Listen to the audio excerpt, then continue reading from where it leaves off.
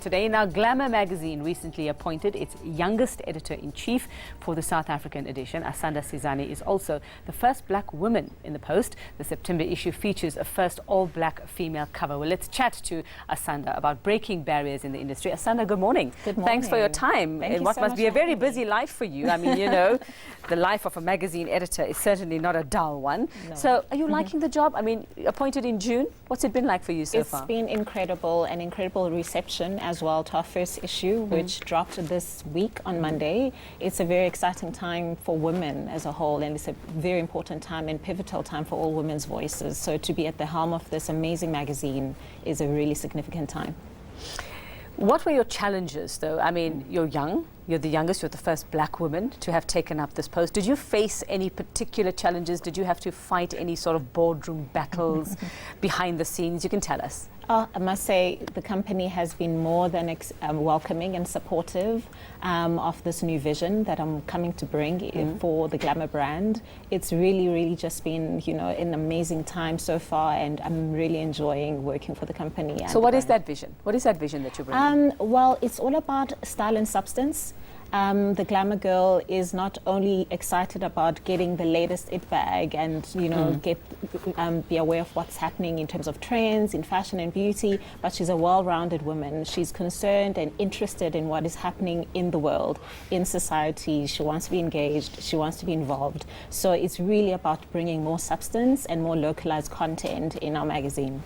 So, I mean, I'll admit I haven't picked up a magazine in ages. I barely get time to read. The moment I pick up a book, I want to sleep because it's just, you know, it's old age also, Asanda. But when it comes to magazines, from what I remember, we tend to think of the stereotype, and just listening to what you're saying now about showing that just because somebody looks good doesn't mean they don't know anything. Exactly. So how do you bring that in terms of content to the magazine?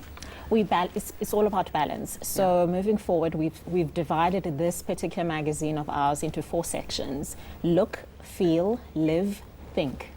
So the think section is elevated conversations, in-depth stories, memoirs, which is very exciting for us to introduce to our pages now. And then look and feel is your fashion and your beauty content. So it's really about finding that balance and catering to different facets of a woman. She is multi.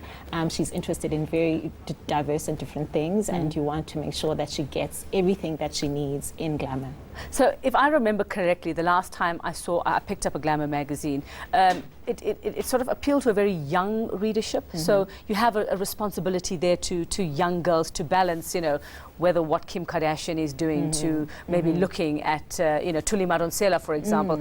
How do you make it interesting for them? I mean, these are young readers. They, you know, their lives are in a completely different world altogether. And you have a responsibility to grow these teenagers into responsible women. Glamour's readers actually between 25 and 35. So that content, for me, that's young. For us oldies, that's young.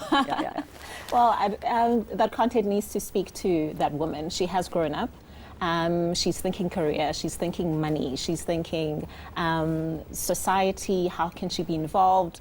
She's thinking politics. She's very interested in terms of career as well, her growth path in her career and her prospects.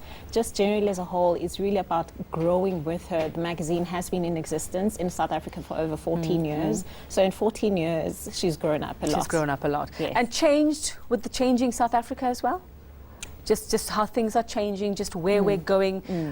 How are you going to reflect that? Through the content that we will consistently deliver, not only the magazine, but on digital platforms as well, through live talks, roundtable discussions. We want to engage. And so you extend the life of that onto the digital. And that was my next question, is in a world of social media where I can just click and read anything I want, you know, the magazine business, do you still see it thriving? Definitely. There's still relevance when it comes to magazines. People still want that tangible product and that experience of paging through a magazine, and it lives on for years and years and years to come. So that's another reason why that content and those visuals that you see in the magazine need to be relevant, and they need to have shelf life beyond just 1 season or 1 month. Okay, fantastic. Well, I must get myself a copy of this, the launched, the new one. You say that features an all-black women cover. Can't wait to see that one. Good luck to you. Well done. Congratulations as well. Thanks very much. Asanda Sizani, Editor-in-Chief of Glamour South Africa.